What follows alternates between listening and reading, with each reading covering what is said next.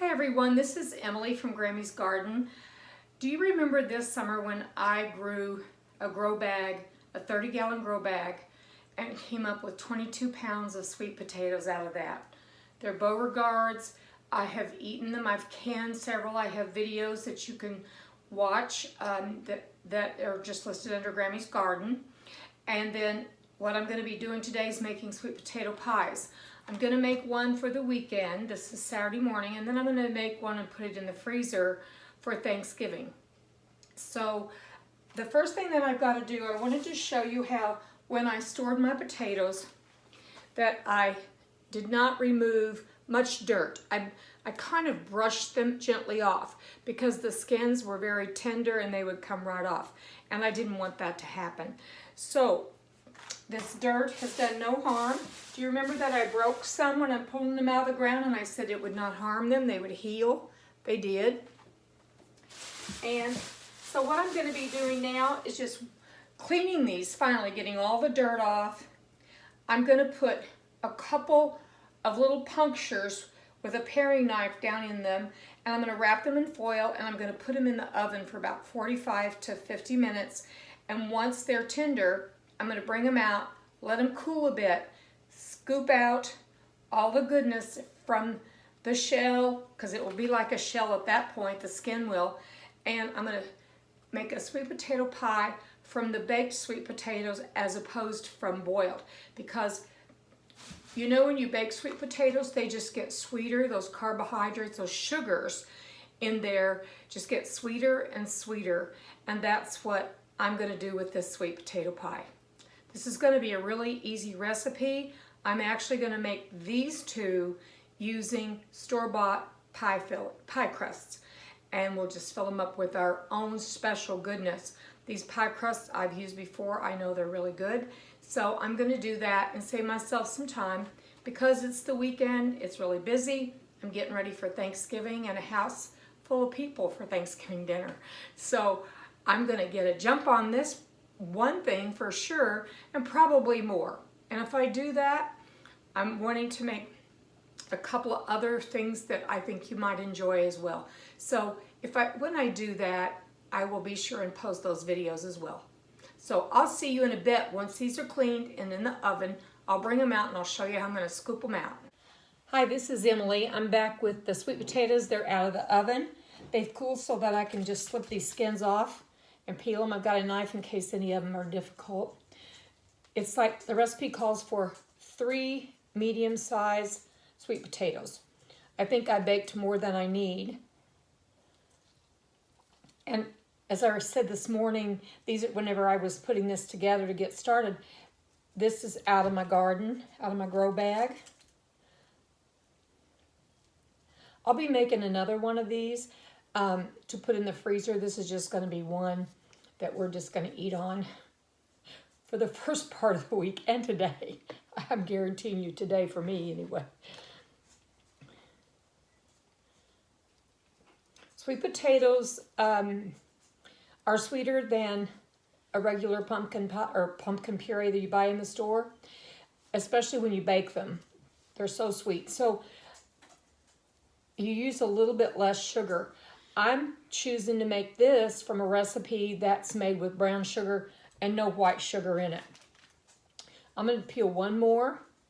This is one that I cut in two. If you remember from my video on the sweet potato reveal, they were like curled and in all kinds of different positions they'd had to grow in a grow bag is what I kind of figured was going on with them.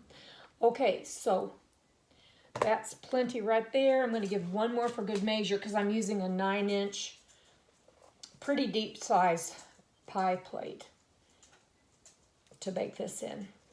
I've already sampled a sweet potato, one of these small ones. They're so good and so sweet. I'm going to wipe my hands off here.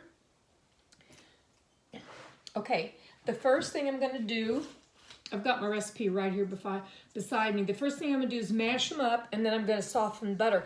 And it showed, the recipe I saw was one online, and she just used a potato masher. And these are mashing beautifully. Can you see those? beautiful color to them. They're gorgeous. And you know, they're really pale when you take them, if you take them out of the ground and try to eat them right away. That's why I had these for 3 weeks in a high humidity and warm place. And then I've now got them in a real cool place. And you probably saw that I canned some as well.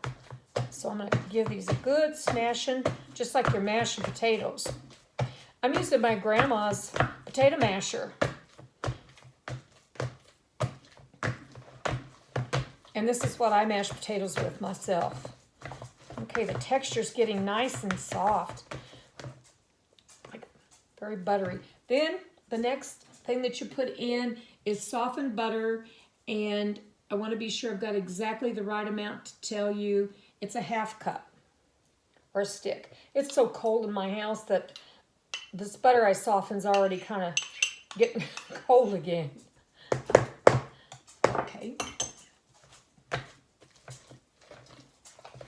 It's cold outside. I've told you all that we've had cold now for a week and a half, I guess. It's supposed to warm up tomorrow, I think, to 40 degrees. So I'm just mashing these like you would mash potatoes.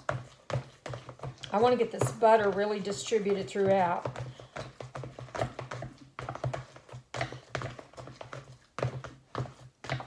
Okay, the next thing is a firmly packed 3/4 cup of, this is light, what you would call light sugar, light brown sugar. Because, you know, I've told you also that sometimes I make my own powdered sugar and I'll add a little bit more molasses to make it darker. But I happen to have this on hand, so that's what I'm going to use. This is so simplistic. This recipe is really simplistic. Ooh, I think I could take a spoon and eat that right there. That looks so good.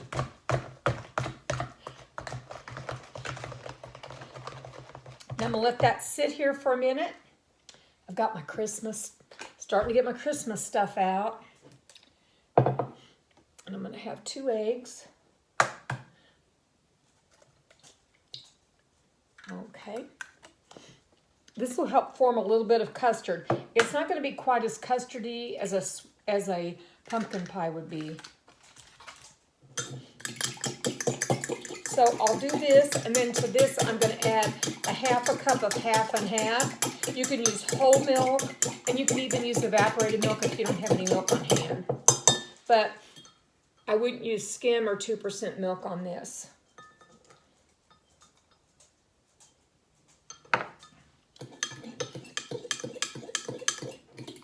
And into this, I'm going to put 2 teaspoons of vanilla.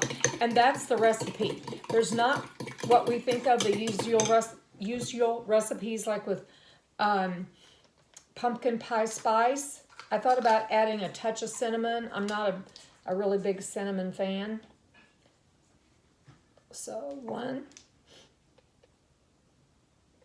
2.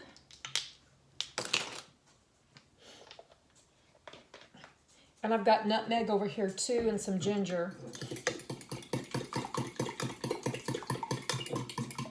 That's looking good. Almost looks like eggnog.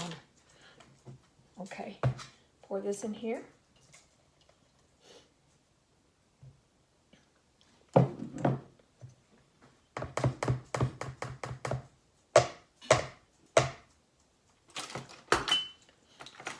And I'm just going to kind of fold this all together.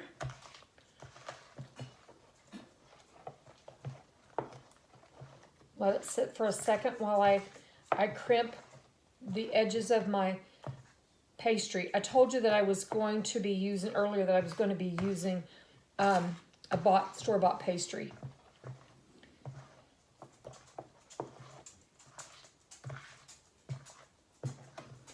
I like homemade ones because they've got all that butter and flakiness. But this one that I'm using now, it's a brand that does really well for me. So I'm going to stick with that. Okay, that's going to be quite a bit. If it's more than what the pan can hold, I'm going to put it in like a custard dish and just go ahead and make a little bit of custard with it. Yeah, that looks good. I think, I can't taste it because it's got egg in it. I'm going to put in a little bit of nutmeg. When I say a little bit, I mean a little teeny bit. That's what I would call a dash. I just want a little bit of that flavor. And a little bit of cinnamon. I don't like too much. Some people have problems with cinnamon, with indigestion. But that does give it a smell more like the holidays. That's all I can say. It smells more like the holidays than it did before I did it. So that was a dash of each. Not even, I wouldn't even say a quarter of a teaspoon. You do what you like to do. If you like to really spice up your stuff for your pumpkin pies, go right ahead.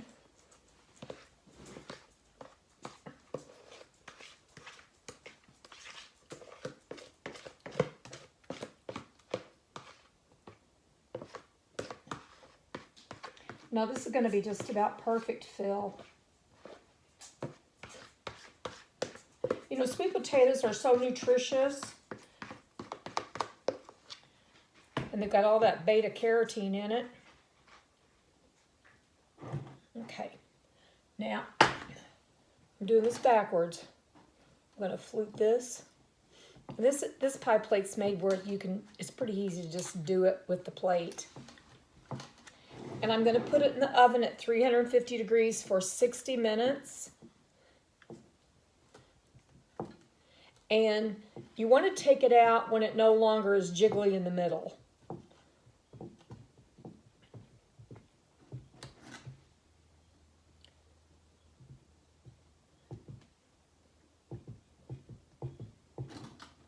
So it's ready to go. I'm going to put it in, and then I'll pick back up with you all whenever I've got it coming out of the oven. Here's the results. This ended up staying in my oven, which I can't really always count on the temperature of that maintaining, but it stayed in for about 65 or 70 minutes, but it really does look good. It's no longer jiggling in the middle.